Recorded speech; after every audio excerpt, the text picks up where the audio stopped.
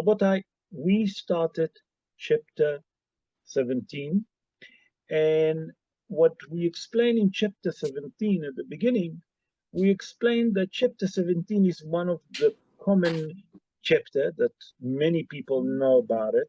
Many people know about the war between David HaMelech and Goliath, and that chapter speak about it. It's a very well famous chapter that most of you know.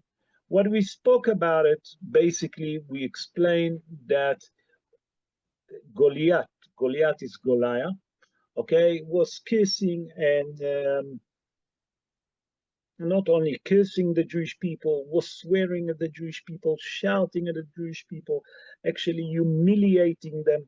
And not only that, Goliath was also cursing La'alenu the Almighty. And the Jewish people was so afraid that the Philistines took part from the inherit of Yehuda, that's in Jerusalem. What does it mean? They came from the south. They didn't have any problem. They overtook certain parts from the tribe, from the heritage land of Yehuda. And the Jewish people were so frightened, and King Saul amongst them was so frightened to do anything, that they just let them walk and take part of that land. Not only that, we learned that the Jewish people was getting ready to a war, while Goliath for 40 days, we explain why for 40 days, we explain the spiritual behind it, for the 40 steps that Orpah accompanied Naomi before she left her. So for that, she married to have a son, that for 40 days, he can actually have a lot of courage, strength, and to do whatever he does. The Jewish people were so frightened that they was in the valley, Be'emek HaElah, the valley of Kol De'elah. On one side, the Jewish people, on the other side was the Philistine. And every day, morning and evening, Goliath used to stand up, curse the Jewish people, shout, swear, and humiliate the Jewish people. We explained the reason behind it, because he'd want to disturb him from saying the Kriyat Shema of Shacharit and Arvit. Not only that, we explained that Goliath offered the Jewish people a tournament. What it means? A contest. That they going to send one man, okay, and he going to fight against a person from the Jewish people. And the winner of that match, whoever going to lose the match, okay, his nation going to be slave to the contents that going to win the match. But everyone was frightened. King Saul was terrified. His son, Jonathan, that was Sarah Elif, also was frightened, suddenly. And we explained that David HaMelech, where he was with his father in Bethlehem and in the Judean wilderness, watching the flock. His father called him, and he said to him, listen, your brother was for a couple of days already in a war, and they're obviously hungry, and they need some food, they need some supplier. I'm going to send with you 10 loaf of bread, and I'm going to send with you also cheese. The cheese, I want you to give it to Sarah Elef, the minister of 1,000. Rashi explained that's Jonathan, the son of Shaul. I want you to give him cheese. What's that? The 10 loaf of bread, I want you to give it to your brothers. Not only that, take with you money. Maybe your brother borrow some money from some people. I want you to pay the debts. When David HaMelech gone to the camp, he saw something very interesting, that the camp of the Jewish people was in a circle. Rashi explained that the main reason behind it, that it's going to be easier for the soldier of Israel to see when someone tried to attack them. Because if it's a square, it will be certain corners that they wouldn't see. Not only that, it's going to be very difficult for people to penetrate if it's circle, because one can help each other. And the next thing, that even if they manage to penetrate the enemies, it's going to be very difficult for them to leave, because everyone will see them and they can kill them. David HaMelech actually arrived at the battlefield. That's where we basically stop. On that verse, that's where we stop. And we stop actually at verse 20. At verse 19, we finish verse 19 because we read verse 17 and 19. We actually going to start with verse 20. And look what it says here. וישכם דוד בבוקר, ויטוש את הצאן על שומר, וייסע וילך כאשר ציווהו ישי, ויבוא המעגלה, והחייל היוצא למערכה, הראהו במלחמה. Brian, chapter 17, verse 20, בכבוד. Early next morning, David left someone in charge of the flock, took the provisions, and set out, as his father Jesse had instructed him. He reached the barricade as the army was going out to the battle line, shouting the war cry. What's happened here? What's happened? In this verse, the prophet explained to us that Ishai, the father of David HaMelech, told David HaMelech to go to the battlefield. So early in the morning, David HaMelech obviously couldn't leave the flock in a wilderness. Why? Because there's predators in a wilderness. Okay, wild animal. They can kill the flock. So David HaMelech put a different shepherd instead of him. And he wake up early in the morning, the same like he'd been told by his father, and he gone to the battlefield. Where's that battlefield? It was in Emek HaElah, the valley of the Elah. And when he arrived to the battlefield, he saw that it's like the verse say, it was around. We explain why it was in a circle, okay? That means that from here we learn something very important. That where the soldier was, okay, it was they gathered together in one area. It was the camp was in a circle, but it wasn't inside the battlefield. It was outside the battlefield, not yet by the battlefield. And David HaMelech arrived there, and here in verse 21, we see something very interesting. ותערוך ישראל ופלישתים מערכה לקראת מערכה. What's happening here? Brian, unmute yourself. Verse 21.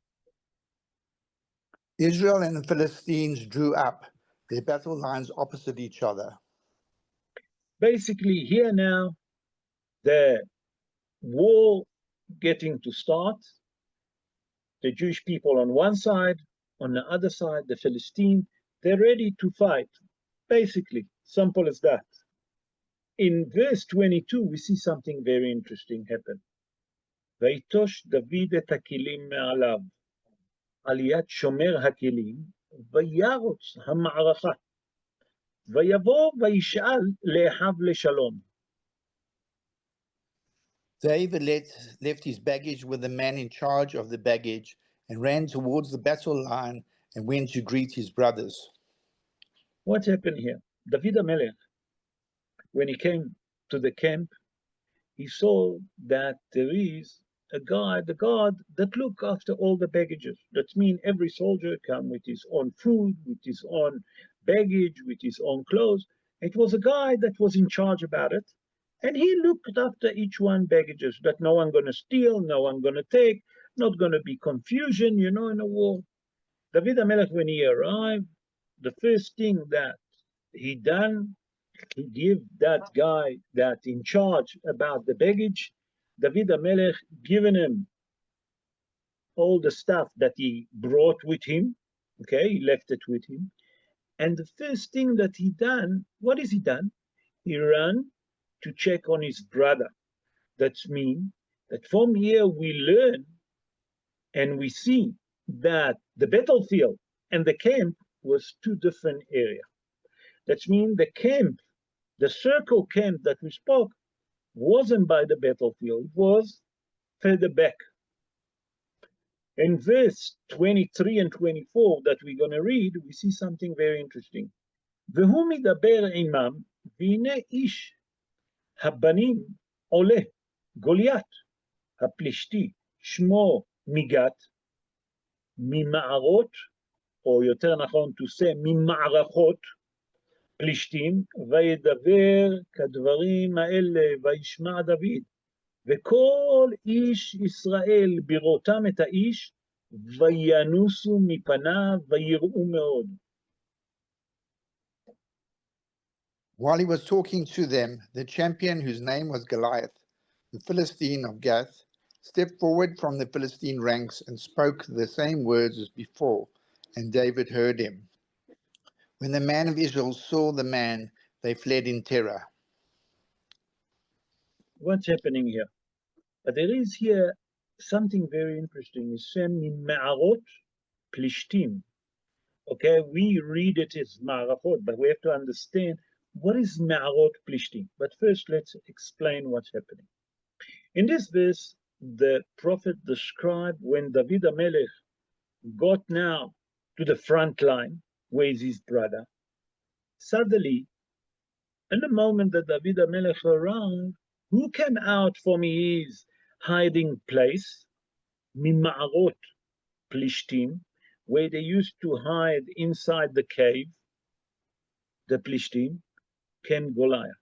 And he started cursing and swearing and humiliating the Jewish people and telling King Saul how chicken he is, that he frightened to come to war, because all the purpose that the Plishtim wanted to go to war because of King Saul. They wanted to humiliate Saul because the Jewish people chose for them a king, and they never forgot what they done to the Plishtim, King Saul and his son. So they wanted to take revenge against King Saul. So Goliath, that was the great army man, whatever you want to call it, the fighter, the soldier, the champion, whatever you want to call it, okay? He started to embarrass not only the Jewish people. He put a lot of emphasis to embarrass and humiliate who? King Saul. King Saul. But the prophet tells us something very interesting here that we have to understand, that man came out of where? Me'arot Plishtim, from the cave of the Plishtim. What is suddenly they bring in Me'arot Plishtim, and we have to understand. So Rashi HaKadosh, Rabbi Shlomo Yitzhaki. Rabbi Shlomo Yitzhaki, born in the city of Troyes in the north of France, 985 years ago. And he explained what is the prophet tried to tell us, Mima'arot Plishtim. It's to remind us what happened with his mother, like we explained earlier. That Orpah, I repeat again, Orpah was the mother of Goliath. Orpah was a wife of Kilion, okay? It was Mahlon and Kilion. They was the two sons of Naomi and Abimelech. Orpah was the daughter-in-law of Naomi. When she left Naomi, she was a princess from Moab, from the land of Moab. But she didn't go back to the land of Moab. Where did she go? She didn't go back to Moab, sorry, she gone to the Plishtim. And we explained that when Naomi kissed her, she took all the holiness that was in her, that's all the spirituality that she had on her, and instead of proper good spirituality, came the evil spirit in her. And that night, she married 100 men, and some say even a dog. Say Rashi HaKadosh, what does it come to teach you, Me'arot, the cave? It's come to teach you that that's where she committed all of those sins. When he came out of the cave, Goliath, and started swearing, when the Jewish people saw him, the Jewish soldier, Shaul, Yonatan, everyone that saw him, they were so frightened, of Goliath that they actually ran away from him. That's who was Goliath. In verse 25, the prophet said like this, ויאמר איש ישראל, הרי ייתן האיש העולה הזה, כי לחרף את ישראל עולה, והיה האיש אשר יכנו, יעשרנו המלך עושר גדול, ואת ביתו ייתן לו, ואת בית אביו יעשה חופשי בישראל. And the men of Israel were saying among themselves, do you see that man coming out? He comes out to defy Israel.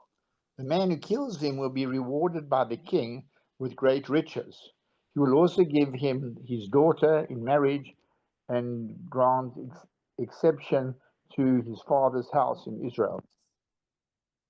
What's happening in that verse? In this verse, the prophet described that the soldier already starts speaking about himself. Listen, the King Saul promised, whoever gonna kill Goliath, whoever gonna manage to kill Goliath, King Saul promised that man, Goliath, that's swearing, that humiliating, cursing the Jewish people, whatever you want to call it, King Saul, number one, going to give him a great fortune. Number two, King Saul going to give his daughter to that person. That means the person that's going to kill Goliath, he's going to marry the daughter of the king. The third thing that that person going to receive, that him and his family, okay, will be exempt from all the labor that the king give. What does it mean? The king have a permission to take people to work for him without asking. He can decide, Mr. X gonna work for me. Mr. X gonna work on my storage. Mr. Z gonna do my garden, whatever you want to call it. He promised that the person that's gonna kill Goliath, him and his family, gonna be exempt from any work that belong to the king. They're gonna be exempt. They don't have to do any work. The Radak, Rabbi David Kimhi, he born in the north in France. He born around 847 years ago, plus minus 46, 47 years ago. He explained that here King Saul promised whoever gonna kill Goliath, that him and his family gonna become ministers. Now, the King Saul gonna appoint them as ministers. But Chazal in the Gemara in Masechet Ta'anit, in page 4, folio 1, says something very interesting about what's happening here. Chazal say, Shlosha sha'alu shelo kahogen. 3 people actually say something not exactly right. That means Shaul HaMelech say that he's going to give his daughter. First of all, let's explain what the Gemara said. The Gemara in Masechet Ta'anit explained that was 3 that asked not properly from the Almighty to help them. What does it mean? Eliezer Eved Abraham, Eliezer the servant of Abraham, when he going to find a wife to Yitzhak, he said that the woman that's going to give water to me, and to my camels, she's going to be the right wife to who? To Yitzhak. The Mefarshim say, what would happen if that girl's that given water to you and your camels, Eliezer, maybe she have a leprosy, maybe she's blind, maybe she's handicapped. How can you ask such a wish? נכון that HaKadosh Baruch Hu grant that it was Rivka, and Baruch Hashem, she was 100%. The second one was Shaul ben Kish, said the Gemara. Shaul, that we're dealing with him. He said that he gonna give his daughter to the person that's gonna kill who? Goliath. What's happening if that person, number one, is a mamzer? How can you give your daughter to a person to a mamzer? You're not allowed, halachically. Number two, maybe that person that's going to kill Goliath have a leprosy. Number three, said the Mefarshim, not only that, maybe he's a servant, maybe he's a Eved, and you can't marry a slave. But here, HaKadosh Baruch Hu also granted that. The third one, that was Iftah HaGiladi. Iftah HaGiladi said to HaKadosh Baruch Hu like this. If HaKadosh Baruch Hu, if you let me win the war, the first one that's going to come out of this door of my house, I'm going to sacrifice it to you. Why did he say that? Iftah HaGiladi? Because he used to have a deer or a springbok, whatever you want to call it, that whenever that springbok used to hear or used to smell Iftah, she used to go and welcome him, like a dog. But he had a springbok. And he always, before he walked into the house, she used to come. What happened? Instead of the springbok, his daughter came to welcome him after the war. And he promised that he's going to sacrifice her. And in the end, he's there in a poskim, he can do an anointment of the Baal, but he didn't done, and etc. What's happened there wasn't so simple. Said the Mefarshim Shlosha Shalu Shelo Be'ogen. That means three people asked the Almighty to make for them a miracle, but they didn't ask specifically. Here we see that HaKadosh Baruch Hu grant what Shaul said. That here came David HaMelech, that we didn't have leprosy. David HaMelech wasn't a slave. David HaMelech was a mamzer, was not a mamzer. And here was actually a lack that worked for Shaul HaMelech. Basically, what Hazal tried to teach us here, that when a person asks something from the Almighty, a person, let's say, asks for parnasa, a person asks for health, a person wants health, whatever the situation is, you have to ask specifically what he needs.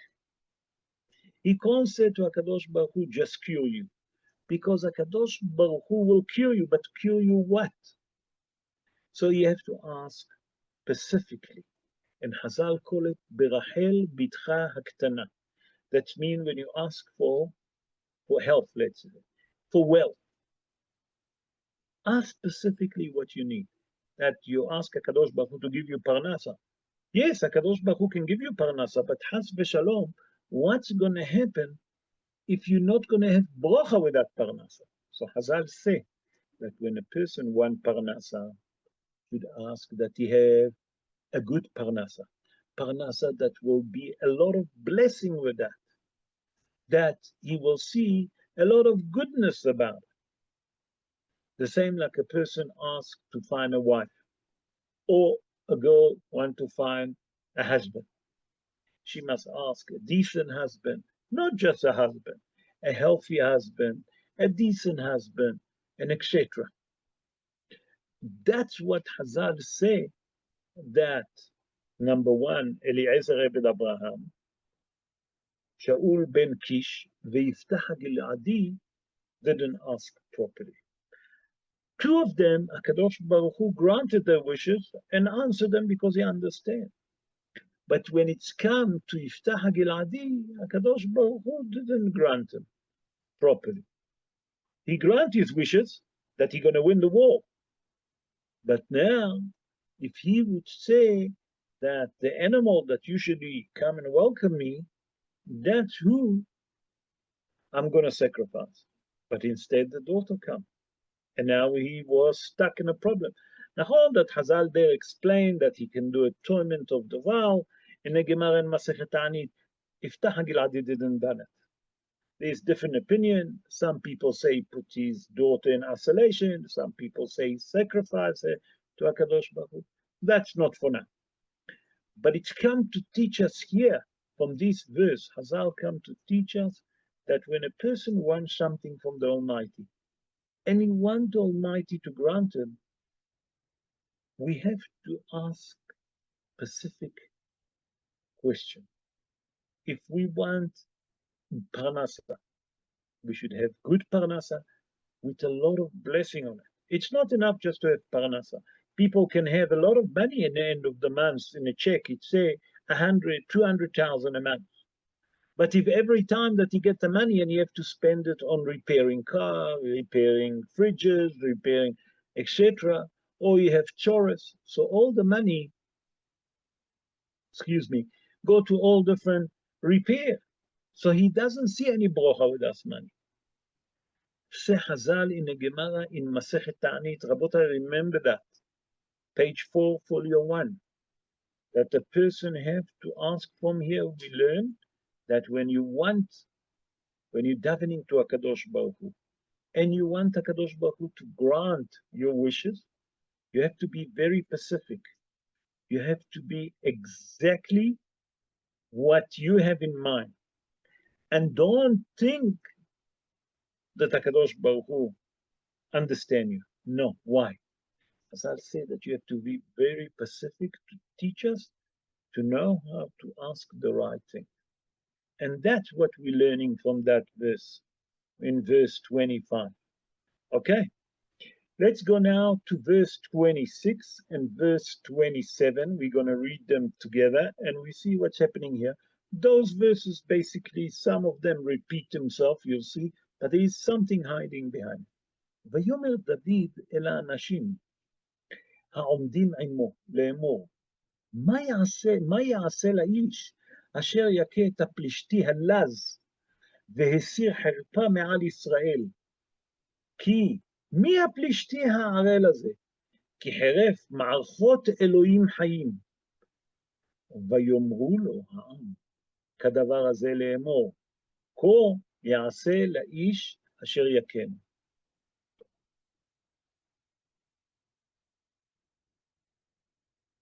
Bechavot, Brian, don't forget to unmute.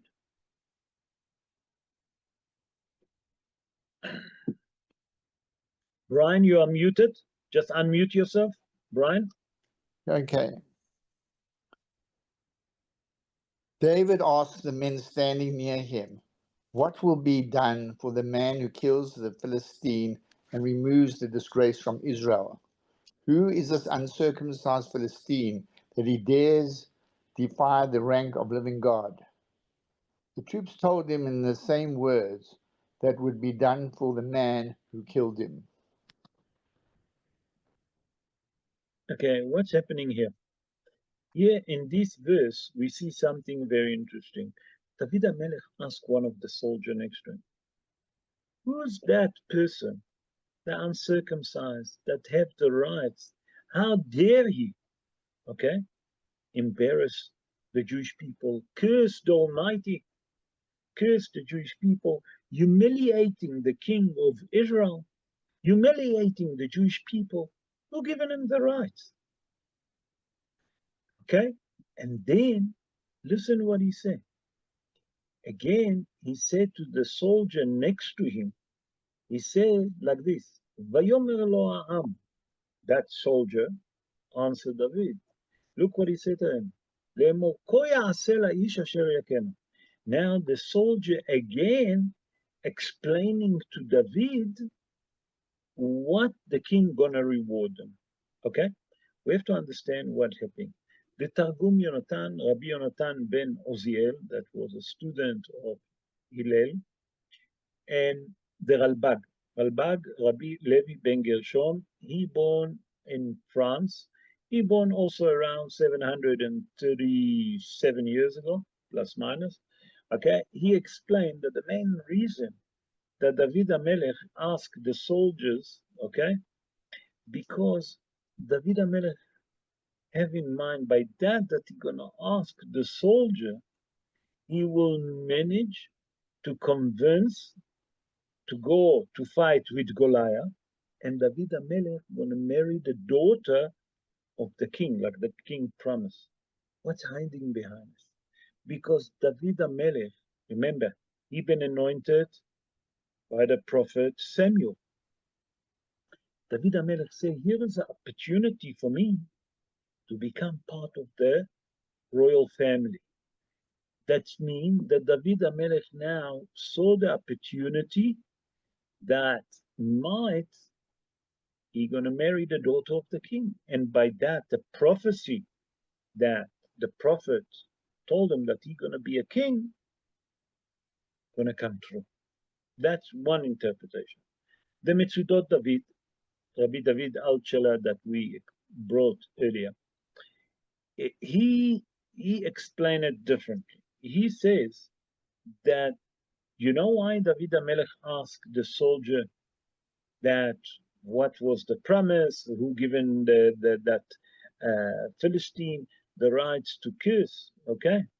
Because David HaMelech actually wanted to start negotiating with the soldier that he gonna speak to him, that by that he gonna speak to the soldier gonna take the other soldier gonna tell the other soldier David HaMelech is ready, want to go to war with who? With Goliath. So that words inevitably gonna reach to Shaul HaMelech. Why? Because David HaMelech wanted to go to war with him. The Malbim that we brought earlier, Rabbi Meir Leibush ben Yehiel Weiser, he explained it that David HaMelech was actually surprised. Why Shaul HaMelech need to promise so many rewards to kill Goliath? I don't understand. To kill Goliath, that's cursing the Almighty. There is a mitzvah to kill him. A person that curse Has v'Shalom the Almighty. A person that humiliate the king, embarrassing the king, humiliating the Jewish people, cursing the Jewish people. I don't understand what is he need rewards. And the soldier explained to David HaMelech that the rewards, it's because the person that's going to kill Goliath, the rewards for it is not actually just the rewards. It's going to become now that he going to be welcome in the house of the king. That means that he can anytime walk and speak to the king. And that's the Hidushia. So we see that there is three different interpretations why David HaMelech, that knew already what was the rewards, ask again. In verse 28-29, we'll see something very interesting. וישמע אליאב, אחיו הגדול, בדברו אל האנשים, ויחר אף אליאב בדוד, ויאמר, למה זה ירדת? ועל מי נטשת מעט הצאן? הנה במדבר אני ידעתי את זדונך ואת רוע לבך, כי למען רעות המלחמה ירדת. ויאמר דוד, מה עשיתי עתה? הלא דבר הוא.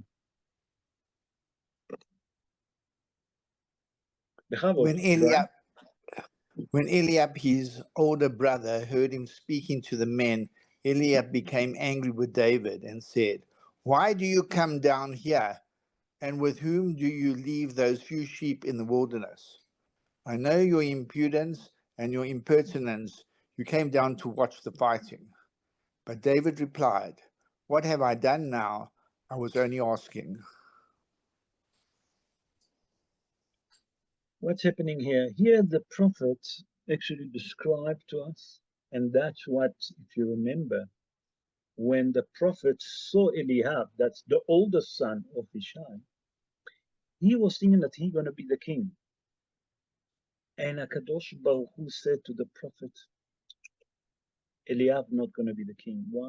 Because Eliab has a temper. I don't want him. He's not going to be the king. In those two verses, we see something very interesting. The prophet tells us that when Eliab saw that David HaMelech came to the right into the battlefield now, not only that he's not on a camp, he left. He gone across the camp to the battlefield.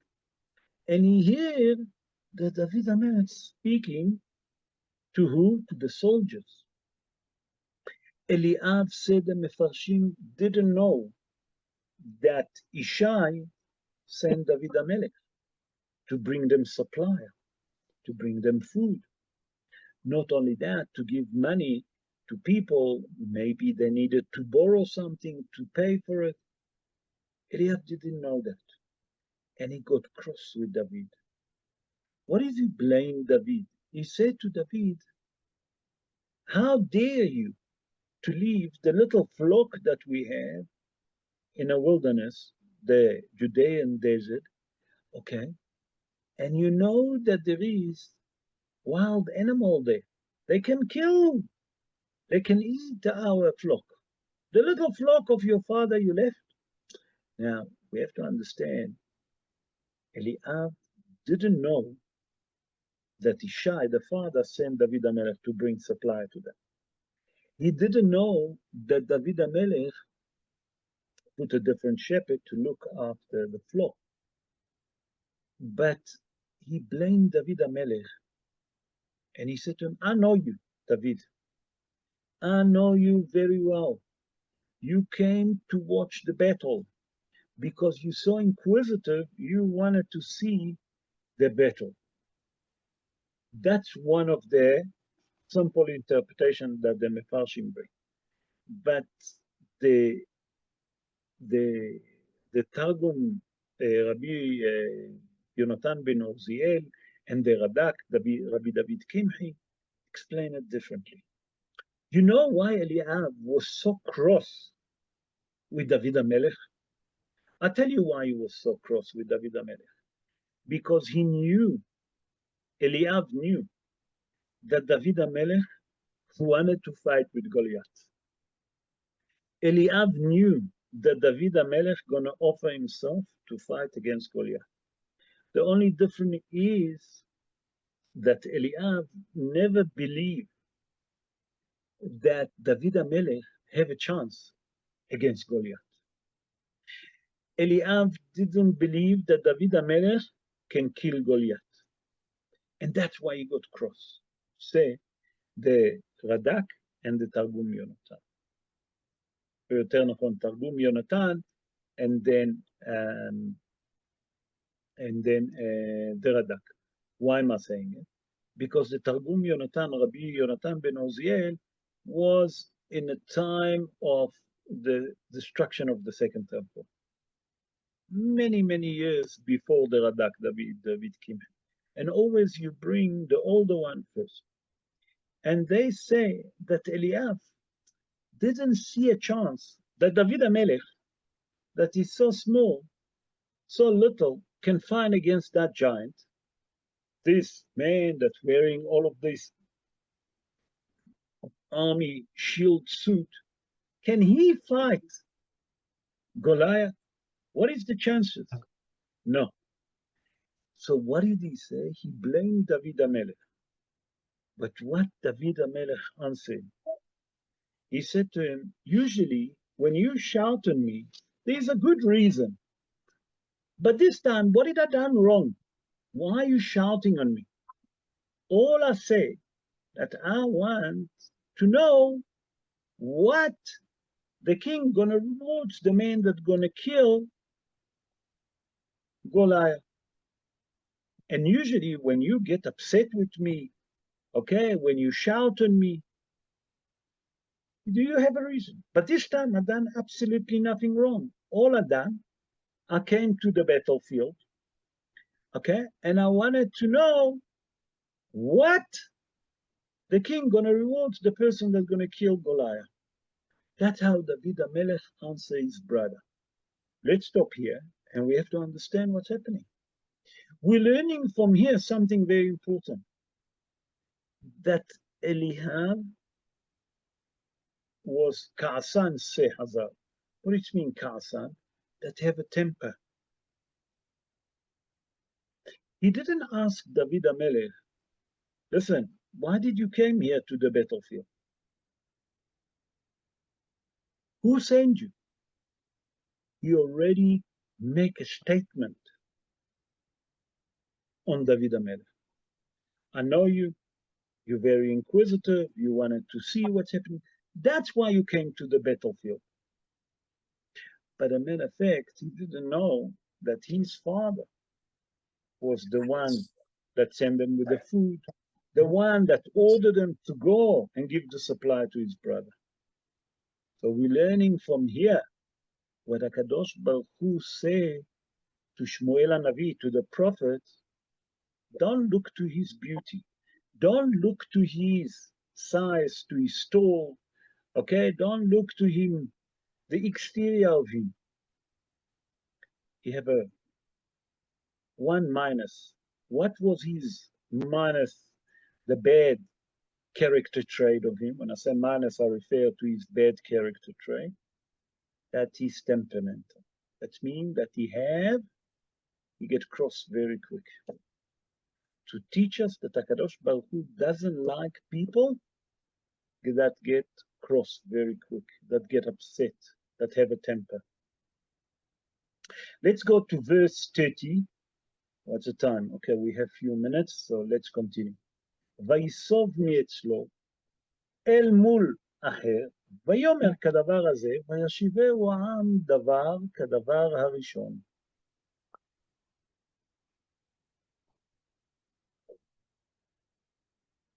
בכבוד, Brian, verse 30. Yeah, I'm coming. And he turned away from him towards someone else. He asked the same question, and the troops gave him the same answers before. Okay, what's happening here? In this verse, the prophet described that David HaMelech actually turned away from his brothers, okay, and he go on to another soldier. And when he spoke to the same to the other soldier, he asked the same question, and the answer was exactly the same. David HaMelech asked, what's going to be the reward that the king going to give to the person that's going to kill that Goliath, that giant? Okay? And all of them have the same question. That's basically what's happening here. In verse 31, we see how Sting actually, what David HaMelech planned, how did it work? וישמעו הדברים אשר דיבר דוד, ויגידו לפני שאול, ויקההו. The things David said were overheard and were reported to Saul, who had him brought over. In this verse, the prophet described that David HaMelech, all what he asked, all basically what he fished around, those words actually arrived to the ears of the King Saul. And that's what David HaMelech wanted. Okay? David HaMelech always say to the soldier, how dare that Philistine, uncircumcised, can humiliate, can curse the Jewish people, can scare the Jewish people, and to curse the Almighty? Who given him the rights? Who he is to think that he have the rights to do that? And the soldier, by that David HaMelech spoke to so many soldiers, they understand that David HaMelech actually willing to offer himself to go to fight against Goliath. Because none of the Jewish people was willing to go and fight with Goliath. They was all frightened, like we explained. Shaul HaMelech, Yonatan, that on the first battle against the Plishtim that opened, and him himself almost win all the war against the Plishtim, like we explained. Okay? Him himself was frightened. Shaul HaMelech lost it. Why? Because when the prophet anointed David HaMelech in Bethlehem, that courage, that special spiritual of courage that HaKadosh Baruch Hu give a person, been taken from Shaul HaMelech. And it's gone to who? It's penetrated in David. Until here, that's the pshat of the dvarim. But let's see what it says. What it means, Vayagidu lifnei Shaul. And they told, in those words, or they told in the front of Shaul. The Metzudot David, we explained that Rabbi David Altshela and the Malbin, Rabbi Meir Leibush Ben Michael Weiser, they're explaining that, a matter of fact, that David HaMelech, okay, when he came in front of Shaul, what it means they took him to Shaul, he been brought to Shaul. Shaul wasn't sure that David HaMelech can fight. Why?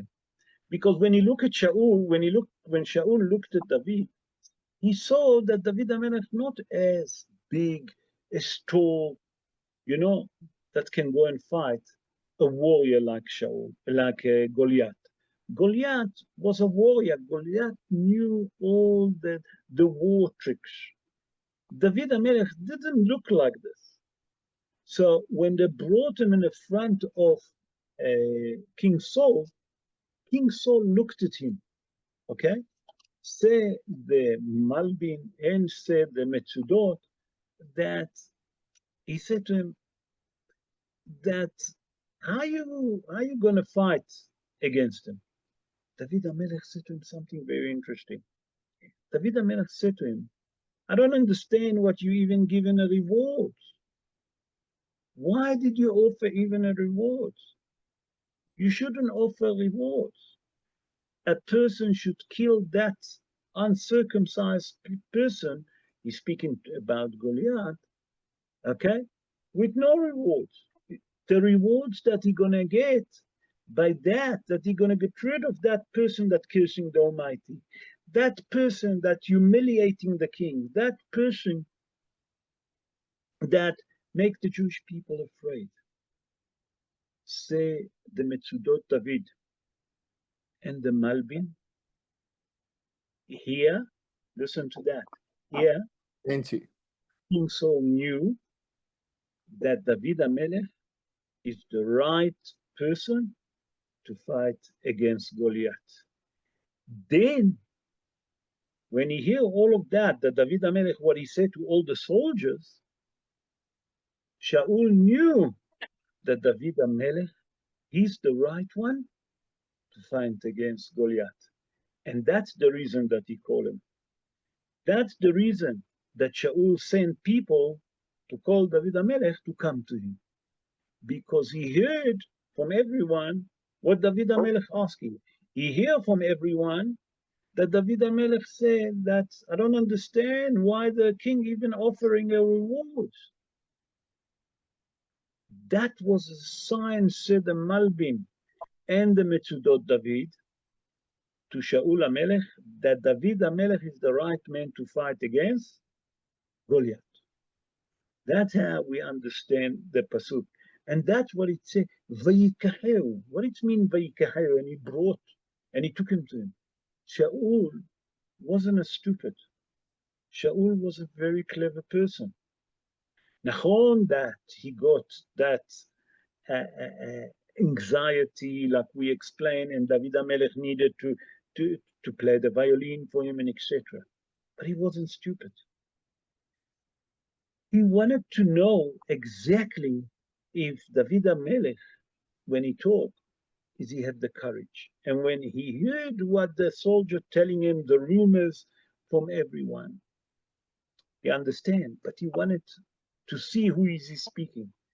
And when he spoke to David HaMelech, after he brought to him, he realized that David HaMelech is the right man to do the job. Rabotai, we're going to stop here in verse 32. That's the second part. It's going to be 3 parts because it's a long, long chapter. So remember, we stopped and we end up verse 31. Let me just write it here. That we stopped in the end of verse 31. And we see from here that it wasn't just easy again for David. David HaMelech, for everything that he had to do, David HaMelech has kind of a battle. Even to bring a salvation to the Jewish people, that he gone and he offered himself wasn't easy. Because the brother was thinking that he's done it on a pshat of the dvarim, because he was too inquisitive.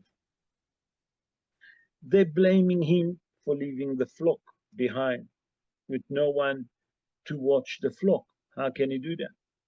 Although that David done exactly what his father told him, Ishai, by that the brother didn't know it, they always looked at him down.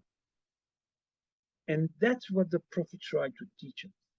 That David HaMelech, all of his life, needed to overcome those difficult points that he'd been appointed. And we'll see later on, before David HaMelech going to fight, we'll see in the next verse, what is Doega Adomi already putting poison in the ears of Shaul. Doega Adomi, instead of saying thank you to David HaMelech, that's going to bring the salvation to save the Jewish people, what is he going to put poison in the ears of King Saul? Rabotai, I hope that you enjoyed the show. I hope that you got a different way to look at the war with Goliath. Why I took time? It's to explain it. I know that many of you, when they read about the war with Goliath, they think that David HaMelech saw that situation, came into it, took the stone, just hit Goliath and he killed him and finished. No, it wasn't. It was stages that David HaMelech, number one, had to manipulate himself to get in, because David HaMelech been accused, like he's doing something wrong. Well, he done nothing wrong. He just fulfilled what the father asked him. He done kibud avaim, and he came to the battlefield to offer and to bring his father, the brothers, the supplies. Instead, how is the brothers always looked at David HaMelech now? And I think that's what we have to understand, that it wasn't just David HaMelech suddenly standing in the front of Goliath, shooting the rocks, okay, and killing him. We'll see how that's going to happen. But the difficulty that although the David HaMelech going to bring salvation to the Jewish people, it's all with the help of HaKadosh Baruch Hu, no one really, instead of cheering for him, instead of helping him, giving him the right words, giving him the courage, bring him down. And I think that's what we have to learn from that, what we read, what the prophet tried to tell us. Rabotai, I hope that you enjoyed the show. If you have any question regarding the show, please unmute and I'll try to answer your question. Bechavod.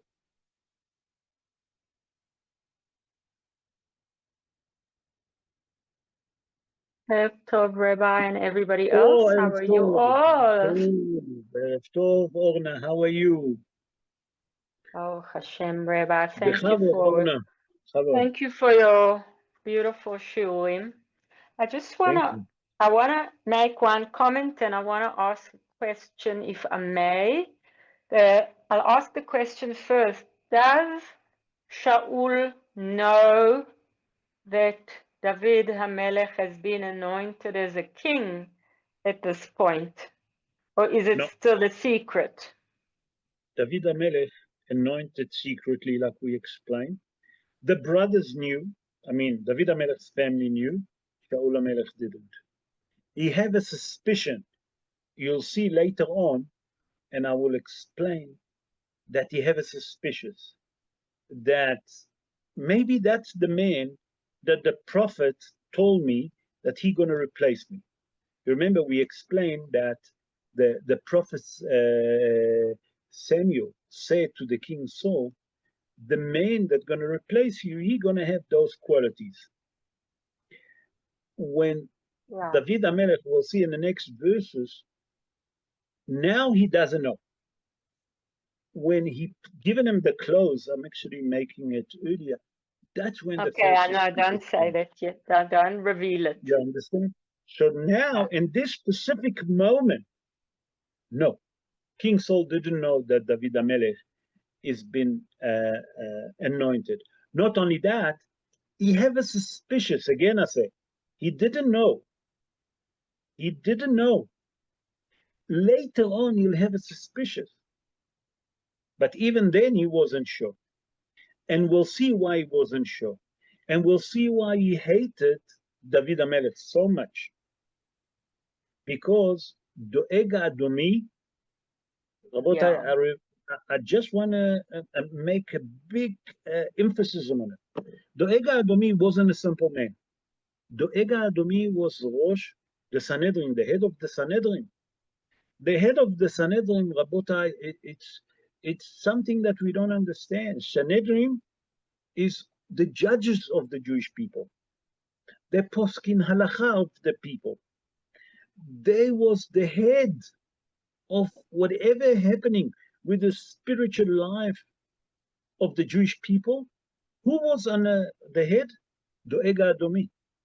And Hazal tell us, although that he was the head of the Sanhedrin, en lo helek la'olam haba. He had no share for the world to come. Although that he was giant with Torah, although that he was a scholar person, whatever you want to give him, whatever title you're giving him, he have it. And he deserves it. But he doesn't have a share for the world to come.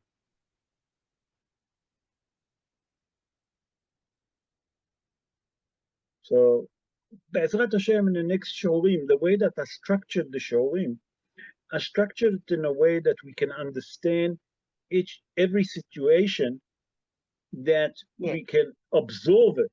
You know, these people, some people that when they talk about the Tanakh, they don't go in so much to detail. I go here with all the Mefarshim to explain what's hiding behind everything, to understand later on what was the plan and why did Shaul hated David so much that he wanted to kill him. But do you think does he recognize that Shaul recognized David when David comes to him now to offer himself to fight against Goliath? Does Shaul recognize him? Because David in Perek Tet Zayin, it says that he was already playing for him to soothe him from his anxiety and fears, etc. Does he know who he is now? David HaMelech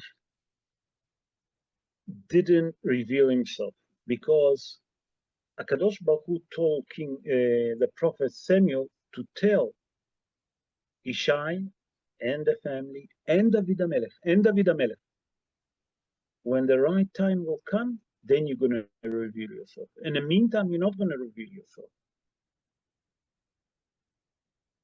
And we'll see that David HaMelech done everything that he can to prove to Shaul that he doesn't want to kill him. He doesn't want to harm him. You're still the king. I still respect you. I have nothing against you. You know what I'm saying? I don't want to do nothing to take your your leadership as a king. I don't want to do nothing. You know what I'm saying? But you'll see that the argument that Avner, that was the chief of staff, let's call it, okay, Sar HaTzava, the chief of staff of Shaul, actually tried to defend David. But Doeg Adomi put him down immediately. Because Doeg Adomi was the head of the Sanhedrin. As much that Avner, that was the chief of staff, and he was a scholar person, Avner was the chief of staff, but he was a scholar person. But Doeg Adomi managed to bring him down. Because Doeg Adomi was Rosh Sanhedrin. And he found any tricks. You see, towards the end of this chapter, we'll explain how Avner tried to defend David in the eyes of King Saul. But Doeg Adomi didn't give him a chance. He just crushed him. And when Avner gone to the prophet, when I said a prophet, Prophet Samuel answered him, and he said to him, what Doeg Adomi say is completely nonsense. But Doeg Adomi managed to put a poison in. Not only to put a poison, he managed to cause so much problem. Him and Achitofel Agiloni. You follow? Yeah. Orna? And Yes, we see it because David HaMelech's life wasn't a simple life. And not funny enough, not for nothing, we're reading now for the last, we read so far 5 parshiot that everyone start Vayetze, Vayeshev, Vayishla, okay, Vayigash, and then we have Vayehi. Everything starts with Vav Yud, about who? Yaakov Avinu. That the life of Yaakov Avinu wasn't easy. The life of David HaMelech wasn't easy. What does it come to teach us? That Gedolim doesn't have it easily. They always have a stumble on the way that they have to go over. David HaMelech didn't have a minute peace. A minute peace to the beginning from his brothers and his fathers. But later on, you have another problem. Came Doeg Adomi, Achitofel Agiloni, that didn't give him a chance to breathe.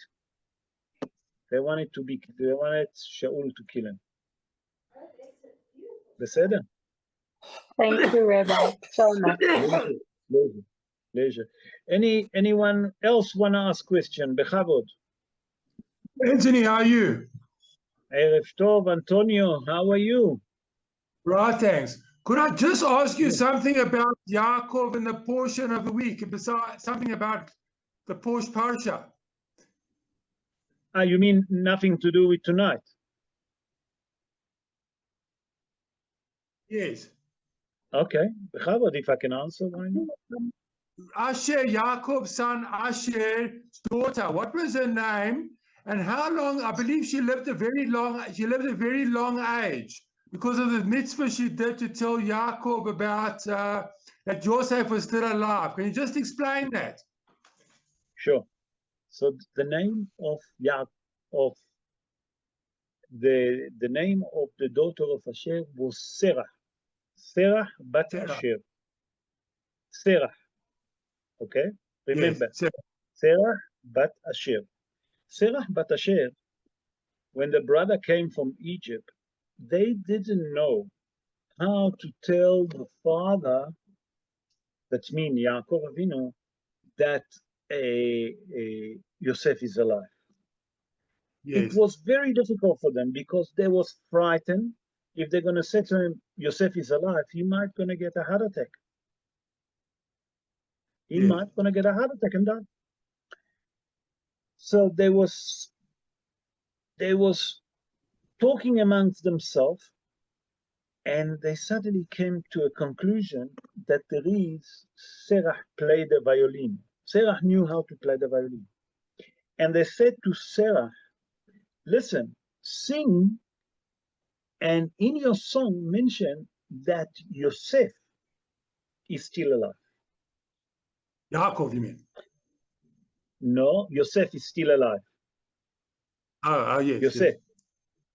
Yes. And she sang, and she was playing the violin in the house of Yaakov, and she sang that Yosef is still alive. Od Yosef Chai. And when Yaakov Avinu heard about it, and the brother now also spoke about it,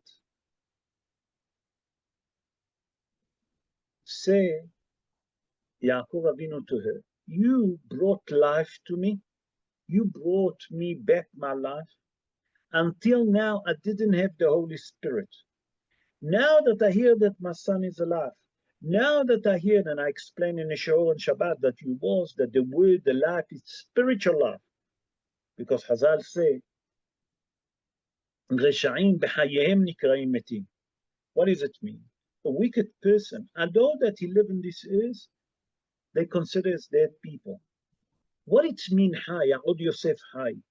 Hai, it mean that his spiritual life is alive, that he keep his spiritual life. When he heard that, he blessed his granddaughter, the same like she brought him life, that she will live forever. And Hazal say in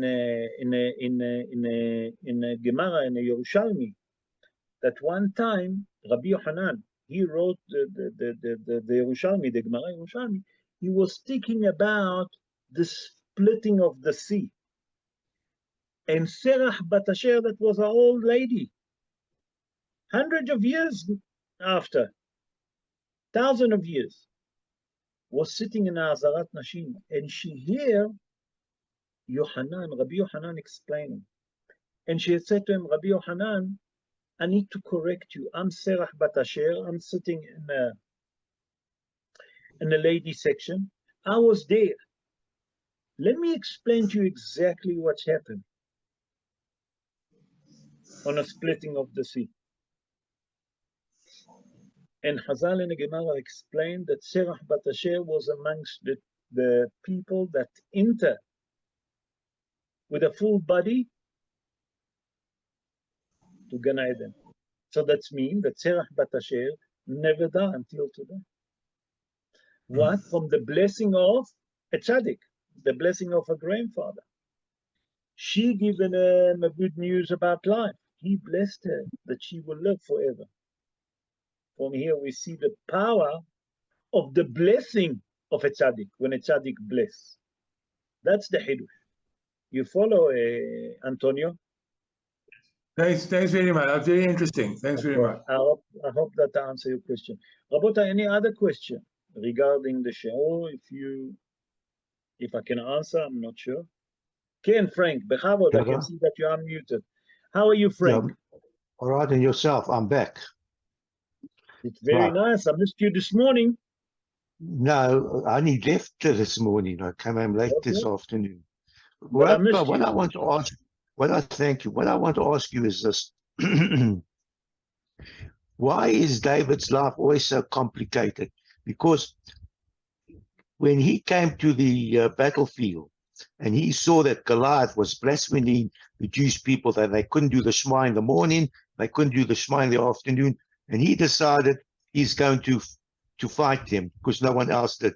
But why does he have to go through and ask this one and this one and this one, go through so many steps before he what he wants to do because of the blasphemy? We explain, if you remember, in a previous show, that David HaMelech wasn't amongst those that was part of the Jewish people. Why? Because Ishai and his brothers were suspicious of him for 28 years. Right. That maybe he's a mamzer. And because of that, he wasn't part of, let's call it, the high society. While the brothers, we explained in a previous showing, Wherever Shaul gone, Eliab gone. You know, the three older brother always was there. David HaMelech was like basically what we call it in our language. I hope that David HaMelech, please God, will forgive me. But he was like the noch schlepper of the family. You know what I'm saying? Yes, yes, yes. Has v'shalom, has v'shalom. But they looked at him like a noch schlepper. They looked at him like, you know, this one that we don't want. So David HaMelech never given the opportunity, and we'll see that in the next verses how David HaMelech managed to convince Shaul that he can fight against Goliath. Because King Saul didn't just give him, okay, go to the battle. You can go and fight. No. David HaMelech have to. David HaMelech.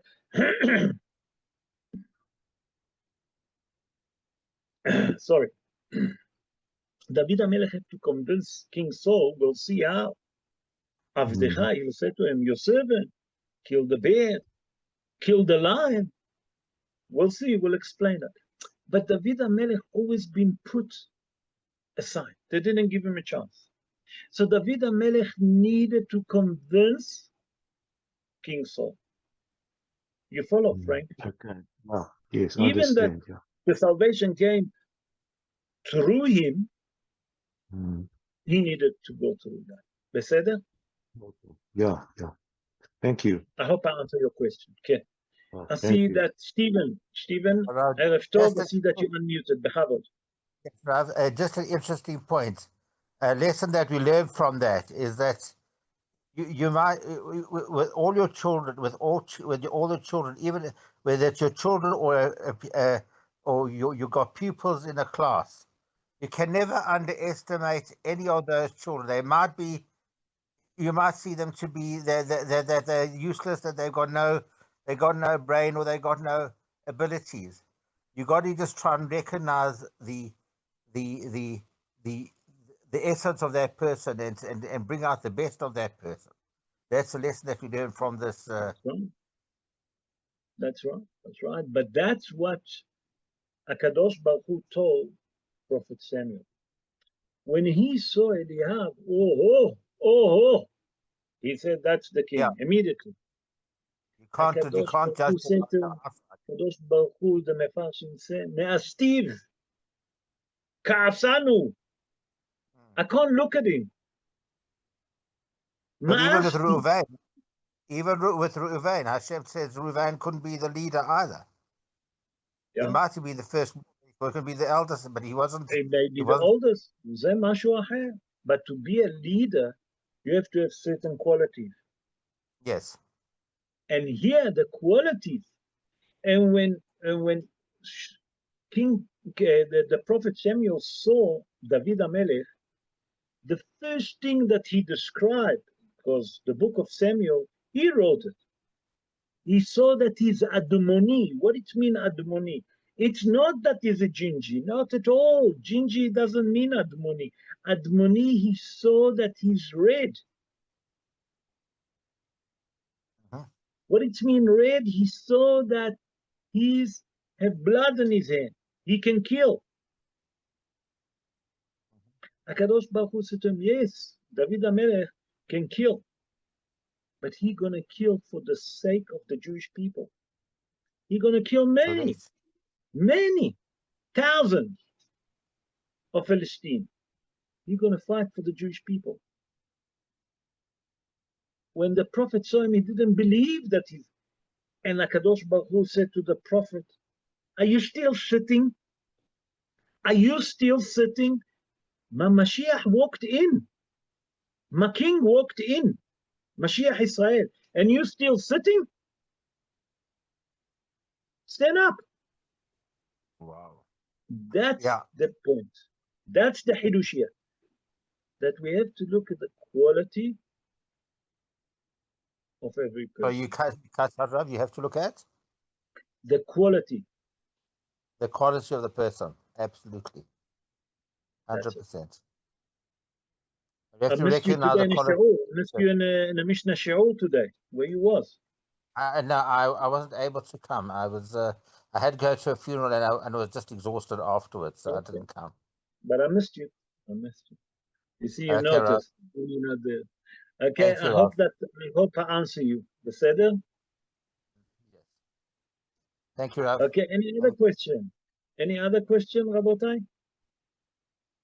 Okay, okay. In that case, Rabotai, if you don't have any more question, I would like first of all to thank you for joining us tonight. I hope that you enjoyed the show.